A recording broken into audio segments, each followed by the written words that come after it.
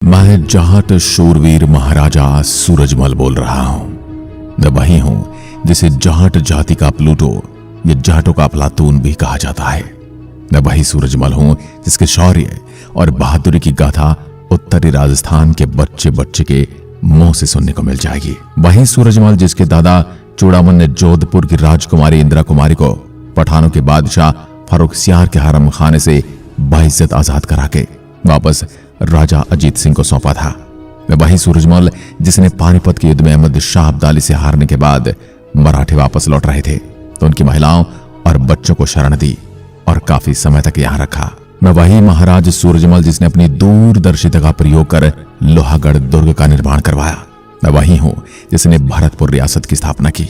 मैं वही हूं जिसे ब्रजराज की उपाधि दी गई। मैं वही सूरजमल हूं जिसने भरतपुर के जाट साम्राज्य को नई ऊंचाइयों तक पहुंचाया, जो उस समय भारत में किसी भी शासक के लिए करना लगभग नामुमकिन था।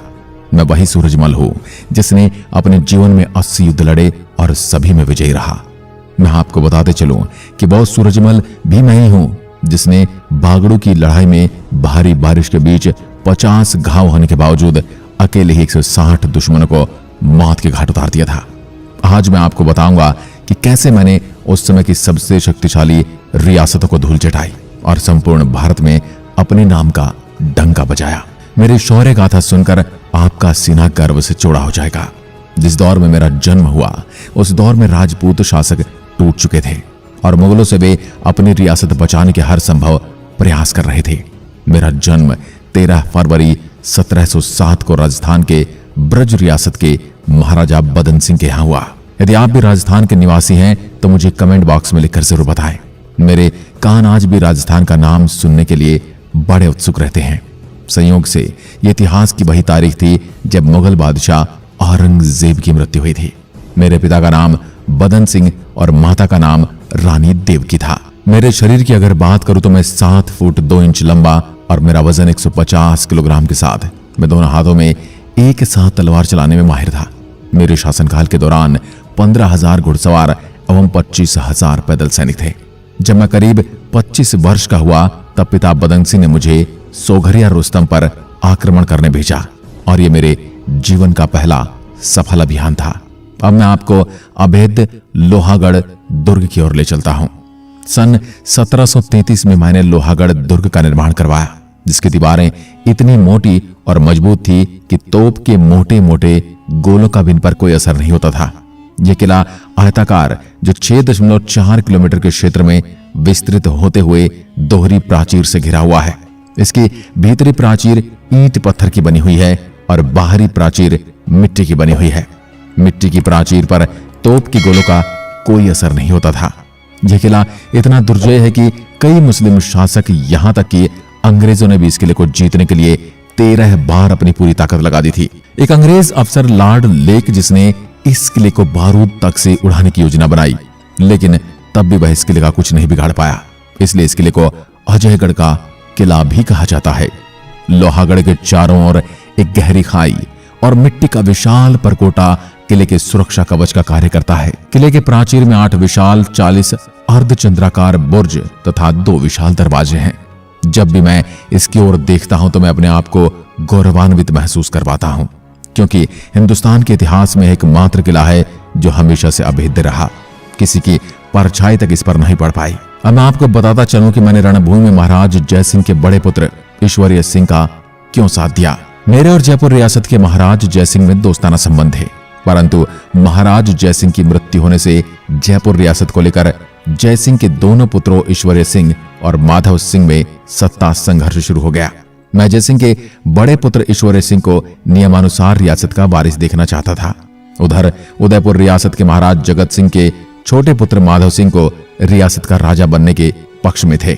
इस मतभेद को लेकर दोनों के बीच 1747 में युद्ध हुआ, जिसमें ईश्वरीय सिंह को विजयश्री प्राप्त हुई। लेकिन माधव सिंह अभी भी रियासत पाने की लालसा में था और एक रणनीति के तहत वो मराठों, राठौड़ों एवं उदयपुर के सिसोदिया राजाओं के साथ मिलकर फिर से ईश्वरीय सिंह से युद्ध करने आ गया। ऐसे में अब ईश्वरीय सिंह अकेला पड़ गया और उसकी हार निश्चित दिखाई देने लगी। लेकिन ऐसे माहौल में मैं बिना परिणाम की चिंता किए हुए अपने 10,000 सैनिकों को लेकर ईश्वरीय सिंह का साथ देने रणभूमि में पहुंच गया। यह सवाल मेरे जिगरी दोस्त जय सिंह और मेरे आत्मसम्मान का था, लिहाजा मैं अपने हाथों में तलवार लिए वही युद्ध भूमि में दुश्मन के छक्के छुड़ाने लगा। मुझे खुखार तरीके से लड़ता देख जब राजपूत राजाओं ने मेरा परिचय पूछा, तब मैंने जवाब दिया, नहीं जाटनी ने सही व्यर्थ प्रसव की पीर, तब जन्मा उसके गर्भ से सूरजमल सा वीर। 20 अगस्त 1748 में बागरू स्थान पर लड़ाई में भारी बारिश के बीच 50 घाव लगने के बावजूद अकेले ही मैंने 160 दुश्मनों को मौत के घाट उतार दिया। ईश्वर सिंह को इस युद्ध में भी विजयश्री प्राप्त हुई और वो जयपुर रियासत के राजा घोषित हुए। मैंने अपने वीर साहसी सैनिकों के साथ 1753 में वैशाख माह में दिल्ली पर कूच कर दिया। मुगल सम्राट की सेना के साथ मेरा संघर्ष कई महीने तक चलता रहा और आखिरकार कार्तिक के महीने में मैंने दिल्ली पर आक्रमण किया और दिल्ली सहित फिरोज शाह कोटला तक अपने राज्य का विस्तार किया। मेरे इस राज्य विस्तार को देखकर दिल्ली के नवाब नवाजुद्दीन ने मराठा सरदारों के कान मेरे खिलाफ भर दिए। इसका परिणाम यह हुआ कि मराठा सरदारों ने मिलकर भरतपुर पर चढ़ाई कर दी। 3 महीने से भी ज्यादा समय तक भरतपुर कुम्हेर के किले को घेर कर रखा, लेकिन मराठा सरदार भरतपुर पर कब्जा करने में असफल रहे और इस हमले की कीमत मैंने मराठा सरदार मलधर राव के बेटे खंडराव होलकर को मौत के घाट उतारकर चुकता कर लिया। कोई चारा न देखकर मराठा सरदारों को मुझसे संधि करनी पड़ी। मराठा सरदार होलकर ने 1754 में भरतपुर कुम्हेर पर आक्रमण कर दिया। मैंने नजीबुद्दौला द्वारा अहमद शाह अब्दाली के सहयोग से भारत को मजहबी राष्ट्र बनाने की कोशिश को विफल कर दिया। मेरे इस पराक्रम को देख सन 1755 में मेरे पिता बदन सिंह ने अपने जीवन काल में ही मुझे भरतपुर की बागडोर सौंप दी। 22 मई 1755 को मेरा राज्याभिषेक कर दिया गया। भरतपुर का युद्ध 12 फरवरी 1757 को भरतपुर और अफगानों के सेना के बीच लड़ा गया था। अफगान दुर्रानी साम्राज्य के शासक अहमद शाह दुर्रानी ने भरतपुर पर हमला कर दिया। दुर्रानी ने डींग पर हमला करने की हिम्मत नहीं की। मेरी सेना उसके खिलाफ बल्लभगढ़, चौमुंडा, गोकुल, कुम्हेर और भरतपुर में लड़ाई लड़ रही थी। सेना ने अफगान सेना को रोक दिया। सेना ने अब्दाली की सेना को भी हरा भी दिया। अंत में अब्दाली को युद्ध छोड़कर पीछे हटना पड़ा। इस दौरान उसने मथुरा और वृंदावन के पवित्र स्थानों को बर्बाद कर दिया और लूट लिया। 14 जनवरी 1761 में पानीपत की तीसरी लड़ाई मराठों और अहमद शाह अब्दाली के बीच हुई। मराठों के पास न तो पूरा राशन था और न ही इस इलाके का उन्हें भेद था। कई दिन के भूखे सैनिक क्या युद्ध करते। अगर उस दिन सदाशिव राव मुझसे छोटी सी बात पर तकरार करके मुझे उस युद्ध में साझेदार बनाता तो आज भारत की तस्वीर कुछ अलग होती। लेकिन फिर भी मैंने दोस्ती का हक अदा किया। 30-40 हजार मराठा सैनिक जंग के बाद जब वापस जाने लगे तो भरतपुर रियासत के इलाके में पहुंचते पहुंचते उनका बुरा हाल हो गया था। जख्मी हालत में भूखे प्यासे सब मरने की कगार पर थे और ऊपर से भयंकर सर्दी भी थी। 10 दिन तक मैंने उन्हें भरतपुर में रखा। उनके भोजन एवं कपड़ों का इंतजाम किया। महारानी किशोरी ने भी जनता से अपील करके अनाज आदि इकट्ठा किया। उस समय के हिसाब से करीब 20 लाख रुपए उनकी सेवा पानी पर खर्च हुए। जाते हुए हर आदमी को 1 रुपया, 1 सेर अनाज और कुछ कपड़े दिए गए ताकि रास्ते का खर्च निकाल सके। कुछ मराठा सैनिक लड़ाई से पहले अपने परिवार को बिलाए थे और उन्हें हरियाणा के गांव में छोड़ गए। कई सैनिकों की मौत के बाद उनकी विधवाएं वापस नहीं गई। बाद में वे परिवार हरियाणा की संस्कृति में रम गए और कुछ मराठा परिवार यहां ही बस गए, जो बाद में चलकर भगोड़ ब्राह्मण कहलाए। यह बात उस समय की है जब मराठे बहुत ताकतवर बन गए थे। उनके सामने लड़ने की किसी की हिम्मत नहीं थी। इसी वजह से वो अपने साथ में औरतें और बच्चों को भी लेकर चलते थे। दिल्ली की तो उस समय कोई हैसियत ही नहीं थी कि वो मराठों से लड़ सके। दिल्ली के दीवाने खास को लूटकर मराठों ने सिक्के ढलवा दिए थे। जब अफगानी आक्रांता अहमद शाह अब्दाली भारत आया तो उसके और मराठों के बीच पानीपत में युद्ध हुआ। जब मराठे युद्ध के लिए जा रहे थे तो भरतपुर से होकर गुजरे थे।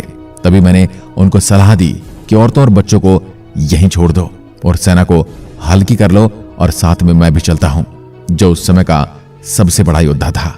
लेकिन उस समय जो मराठों का सेनापति था सदाशिव राव भाऊ ज्यादा घमंडी था। उसने मेरी एक न सुनी और मेरे से तकरार करके चला गया। फिर भी युद्ध के बाद लौटते समय मैंने ही उनकी रक्षा की और एक भारतीय संस्कृति की सदियों से चली आ रही परंपरा का अनूठा उदाहरण पेश किया।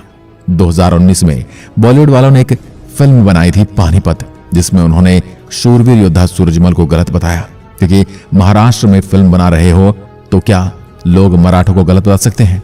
नहीं। तो उन्होंने राजस्थान के शूरवीर योद्धा सूरजमल को उस समय फिल्म में गलत बताया, जिसका काफी विरोध भी किया गया।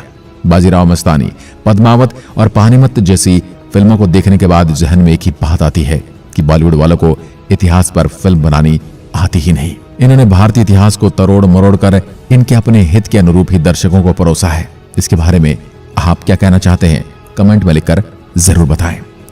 उस काल में आगरा सबसे धनी नगर था। मैंने दोआब क्षेत्र में अपना प्रभाव फिर से स्थापित करने के लिए आगरा के किले पर कब्जा करने का फैसला किया। 3 मई 1761 को 4000 सैनिकों के साथ मैंने सेना बलराम की कमान में आगरा पहुंची और आगरा किले के किलेदार को मेरा संदेश दिया गया कि सेना यमुना पार करना चाहती है और शिविर की जगह की जरूरत है।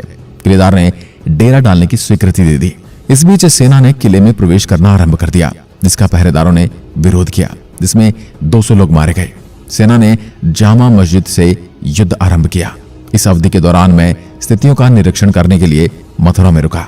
मैं जून के प्रथम सप्ताह में आगरा में अपनी सेना की सहायता के लिए आगरा पहुंचा। मैंने आगरा शहर में रहने वाले गार्डों के परिवारों के सदस्यों को गिरफ्तार कर लिया और किले के पहरेदारों को आत्मसमर्पण के लिए दबाव डाला। अंत में 1 लाख रुपए की रिश्वत और 5 गांवों की जागीर लेकर किलेदार आत्मसमर्पण करने को तैयार हो गया। इस प्रकार 1 महीने की जब्ती के बाद मैंने 12 जून 1761 को आगरा किले पर कब्जा कर लिया। मेरे शासनकाल के समय जाट राज्य अपने सर्वोच्च शिखर पर था। मुगल शासन के मध्य मैंने भरतपुर को एक शक्तिशाली राज्य स्थापित किया। उस समय भरतपुर राज्य इतना शक्तिशाली हो गया था कि मुगल एवं अन्य राजनीतिक शक्तियां उसकी सहायता मांगने को आतुर रहती थी। सन 1763 में मैंने अपनी सेना सहित दिल्ली को चारों ओर से घेर लिया और मैंने अपनी सेना की एक टुकड़ी को किले पर गोले दागने का आदेश दे दिया। इस पर दिल्ली सेना को पीछे हटना पड़ा। कुछ वक्त के लिए युद्ध शांत हो गया तो मैंने अपनी सेना का निरीक्षण करने के लिए मैं मुट्ठी भर घुड़सवार अपने साथ लेकर चल पड़ा और इसी क्षण का फायदा उठाते हुए नजीबुद्दौला की सेना के घुड़सवारों की एक टुकड़ी ने मुझ पर चुपके से हमला कर दिया। अचानक से हुए इस हमले की वजह से मैं हड़बड़ा गया और देखते ही देखते मेरी शत्रु सेना ने मुझे चारों ओर से घेर लिया। 25 दिसंबर सन 1763 को 55 वर्ष की आयु में मैं नवाब नजीबुद्दौला के साथ हुए युद्ध में गाजियाबाद और दिल्ली के मध्य हिंडन नदी के तट पर मैंने वीरगति पाई। मेरी युद्धों एवं वीरता का वर्णन सूदन कवि ने सुजान चरित्र नामक रचना में किया है। तो दोस्तों, ये थी जाट शूरवीर महाराजा सूरजमल की शौर्य गाथा। हम तो उनके बारे में क्या ही कुछ बोलें, वो अपने आप ही एक महान योद्धा हैं। शाहदरा जो यमुना नदी के तट पर स्थित है, पर महाराजा सूरजमल की समाधि बनी है। महाराजा सूरजमल की अंत्योष्टि कृष्ण की पवित्र भूमि गोवर्धन में हुई थी। वहां पर बाद में कुसुम सरोवर पर छतरी बनाई गई। उनकी चारित्रिक विशेषताएं: पराक्रमी महाराजा सूरजमल एकमात्र जाट राजा थे। वे असाधारण व्यक्तित्व के धनी थे, जिन्होंने हमारे इतिहास के एक स्वर्णिम पृष्ठ की रचना की। वो अपने इतिहास में महाराजा सूरजमल को सिर्फ एक योद्धा बनाकर रख दिया है, जबकि वो एक योद्धा होने के साथ साथ एक नैतिक गुणों के धनी भी थे। उनका मानना था कि मानवता ही मनुष्य का एकमात्र धर्म है। उन्होंने एक राष्ट्र के रूप में भारत की कल्पना की और राष्ट्रीय एकता स्थापित करने में अपना जीवन समर्पित कर दिया। महाराजा सूरजमल किसानों को समाज का सबसे महत्वपूर्ण वर्ग मानते थे और उनका बड़ा सम्मान करते थे। उन्होंने व्यक्तिगत रूप से किसानों की समस्याओं को सुना और उस समाधान के लिए सुधारों की शुरुआत की। उनके नाम पर स्थापित कुछ संस्थानों में महाराजा सूरजमल इंस्टीट्यूट ऑफ टेक्नोलॉजी और महाराजा सूरजमल ब्रिज यूनिवर्सिटी भरतपुर शामिल हैं। 2019 की हिंदी फिल्म पानीपत में उनका किरदार मनोज बख्शी ने निभाया था। 1994 में हिंदी टीवी श्रृंखला द ग्रेट मराठा में उनके चरित्र को अरुण माथुर द्वारा चित्रित किया गया था। दोस्तों, महाराजा सूरजमल के बारे में आपके मन में क्या विचार है? कमेंट में लिखकर जरूर बताएं और 2 शब्द उनके सम्मान में अवश्य लिखें। साथ ही चैनल को सब्सक्राइब कर बेल आइकन दबाना ना भूलें। एक बार फिर मिलते हैं, तब तक के लिए नमस्कार। जय हिंद, जय भारत।